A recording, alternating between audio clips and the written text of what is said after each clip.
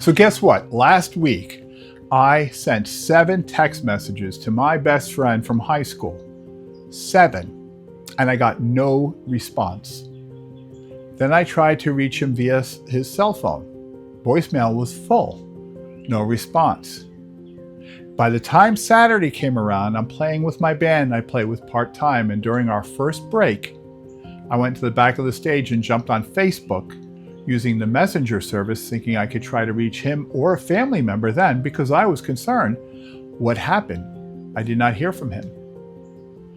Well, let me tell you, friend, what that entire week taught me about friendships over 50 that really surprised me. So let me preface the story. So it's Monday after Easter, and I'm sending a text message to my best friend, Matt. And it was wishing him a belated Easter because I did not get a chance to reach out to him on Easter. My family was busy. I didn't hear anything. Then the following day, I sent another message just to kind of follow up. Hey, Matt, how you doing? Checking in. No response. Third day, fourth day. This went on throughout the week. And I was really like, wow, I can't believe he's not responding. Matt and I have a good relationship and communication. We've known each other since we were 14 years old. And I was really surprised that he did not respond. If we were busy, we'd respond and say, hey, I'm busy. I can't reach out to you. I'll connect with you next week or whatever it is. But I got nothing. And then by the time Saturday came around, I was so concerned. I'm talking to my wife, Valerie, and I'm playing with a band I play with part-time on the weekends. We only play out every couple of months, and it was Saturday. And during our first break, after the first set, I went to the back part of the stage and I thought I'll use the Facebook Messenger because I couldn't get to him phone. I couldn't get to him via text. Let me try the Facebook Messenger. And I sent a message to him. And the message was just simply, hey, Matt, trying to reach out. Are you okay? Is everything going well? Just checking in with you. And, that was it. It was kind of just, it was maybe a paragraph worth of content that just said, really concerned, checking in with you. During the second break of the set of that night with the band, I go to check, and I got a response on the Facebook Messenger, ironically, and he just said, hey, Bernie, what's up? Thanks for checking up on me. Peace, Matt. And that was it. And my mind took me to a completely dark place there. I completely went into like, what happened? What did I do? I had to have done something because he's obviously not interested in even communicating with me anymore. He didn't respond to that. That was a cold message for Matt after an entire week of trying to reach out to him. That would be just an extremely cold message. And my head takes me right to that dark place of like, what did I do? How did I hurt him? What did I do to our relationship? I'm like scratching my head. I'm trying to figure out what the hell did I do? Not even thinking for a minute there could be any other issues other than it had to be me. Well, it turns out it had nothing to do with me. His phone was broken, wasn't working. The telecom is an issue with all of us at times, right? But I did not know his phone was not working. He wasn't getting text messages. He didn't even know his voicemail was full. It was a technology issue. And it was only by the time I reached out with him on Facebook on the Messenger and he got the message and he said he saw my message and he was just kind of surprised because it seemed so urgent that I was checking up on him. And he was just basically saying, hey, thanks for checking up on me. Hope all, just basically said, peace, Matt. And he was really thankful that I checked up on him. That alone, misunderstanding, made me start to think about relationships over 50. How many of us are starting to not necessarily follow up with our relationships, the people that we want in our lives, because of things happening, life, busy, moving, all these variables, new jobs, new everything, and relationships in our lives don't necessarily take the precedence they should. And if I know that you're struggling with that because you didn't reach out to somebody that you had connected with for a long time, and all of a sudden it's, 3 weeks, 4 weeks, 5 weeks, 2 months, 3 months, and you just think like, well, they don't want anything to do with me, or I'll wait for them to respond. And then all this time goes by and nothing. And I'm sharing this with you because it's an imperative for us to remember as we age, our relationships are going to change by the process of time itself. People are going to pass on. They're going to move on, right? These are things that happen. I had a very good friend that I had in my life for years. He passed away at the age of 62, had cancer, sadly. And I did not have a chance to reconnect with him, and he passed away. Now, that was a few years ago, but I absolutely was heartbroken because I did not get to connect. And I've made a commitment from that point forward to continually make sure I connect with people. And that has been at the forefront of everything I'm doing. Right now, I have a relationship with my brother that has been almost non-existent. Our mother died about 3 years ago, and after she passed away, we had always been connected. We'd meet, every few months or every couple of months. We'd always connect with each other, text or Facebook, and we'd go out riding during the summertime, take the quads out, take a ride, or go camping. And I got nothing for 3 years.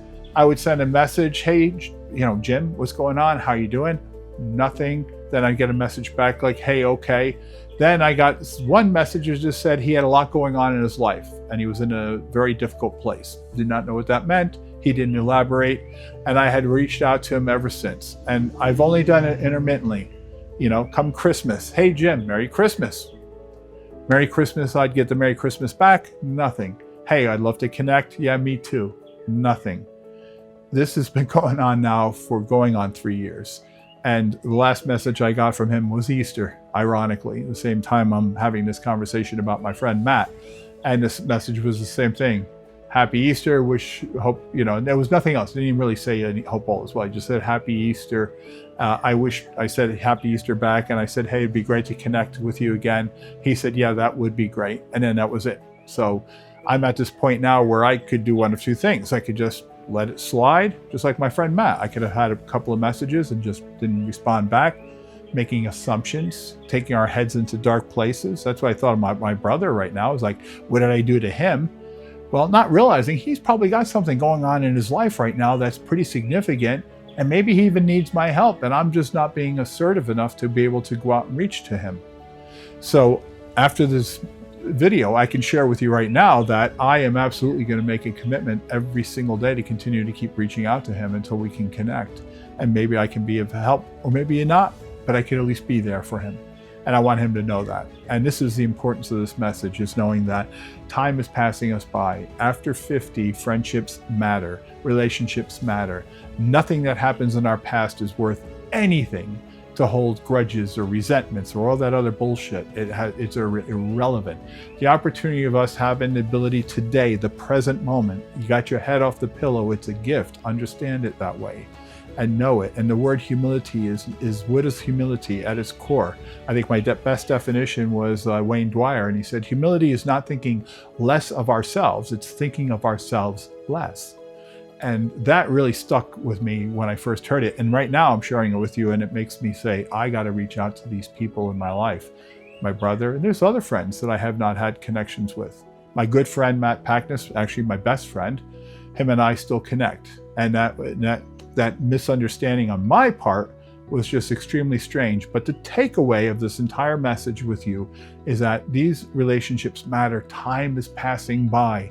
The clock is ticking. Do not waste it with any noise from the past. If you haven't reached out to somebody, don't wait for them to reach out to you. You reach out to them, because relationships after 50 matter. That's the reason I actually built the Tiger's Den. It's my community with Tiger Resilience. I'll have some information below with a link if you're interested. I have a specific group that is called the Silver Warrior's Journey, which is what this YouTube channel is. And it's for those of us over 50 to continue to make community connections with each other, to share best practices, to work on things that we're having challenges with together. Because you and I together can come up with resolutions to a problem far greater than I can alone, or you could alone, right? I used in a video earlier that this is where 1 + 1 = 1,000 or more, because our ideas together can just spawn all kinds of new ideas. But with that being said, the takeaway here is simple. If you haven't reached out to somebody, I implore you to please reach out to them. The clock is ticking, and you have an opportunity today. Don't let that waste by. I have some regrets of myself. My friend Jeff, who I miss dearly, I did not get a chance to connect with him after years, and now he's not here. I can no longer connect with him. I want you to understand that I care enough to say this. Please, if you haven't connected with somebody, make that effort, all right? I'm going to be doing that today with my brother, and I'm going to do it until hell freezes over. I'm going to be so tenacious with it because that's how important it is. And that's the reason I'm doing this video, is to make everyone understand the importance of relationships with each other. And I'm somebody who specializes in communication and personal development in my business. I'm a clinician with a whole background, and our whole Tiger Resilience model is built on a construct of all of these concepts, these principles, these core principles. And I do my best to live by them. But sometimes I fall short and I have to talk about it, and that's what I'm doing here. If I talk about it, I get to work through the problem, and then together, again, if we can connect on a community level, join the Tiger's Den, and again, the Silver Warriors Journey Access Group, link will be below, and I would love to have an opportunity for us to be able to work together. So if this video had any value to you, please consider liking it. I really appreciate your taking the valuable time you have to review this. I hope there's value in it for you. I look forward to speaking with you as we continue on our journey, the Silver Warriors Journey. Thank you so much.